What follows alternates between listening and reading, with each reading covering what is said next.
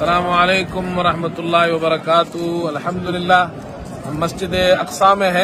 जुम्मे की नमाज हमने अल्हम्दुलिल्लाह यहाँ पढ़ी है आज। ये मेरे बिल्कुल पीछे आप मस्जिद अक्सा देख रहे हैं, ये है मस्जिद अक्सा।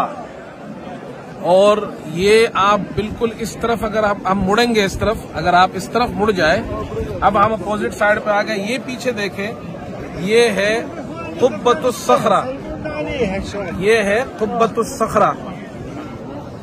और ये सखरा चट्टान को कहते हैं, उसके ऊपर ये कुब्बा है, गुम्बत है, इसलिए कुब्बतुस सखरा कहते हैं। ये मस्जिद अक्सा नहीं है, अलबत्ता यहाँ भी नमाज होती है और ख़वातीन यहाँ नमाज पढ़ती है।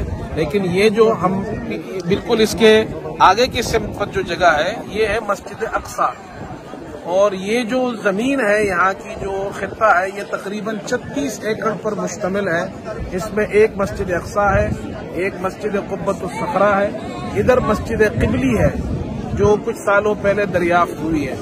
मस्जिद अक्सा के बिल्कुल नीचे यहाँ पर ये पुरानी कदीम मस्जिद यहाँ पर है।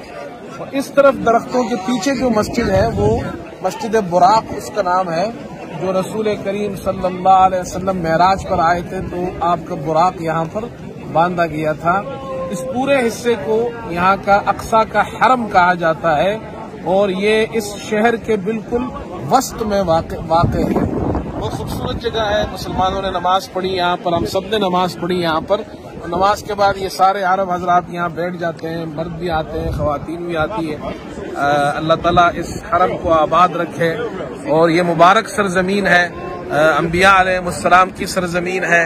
बनी इसराइल के अंबिया अलैहिमुस्सलाम को अल्लाह ने यहाँ भेजा। हुजूर सल्लल्लाहु अलैहि वसल्लम यहाँ से मेराज पर तशरीफ ले गए। तो ये हरम शरीफ और मस्जिद नबवी के बाद मुसलमानों के लिए सबसे जो बड़ी मुकद्दस जगह है, वो तीसरी बड़ी मुकद्दस मस्जिद वो यहाँ की मस्जिद है। अस्सलामु अलैकुम।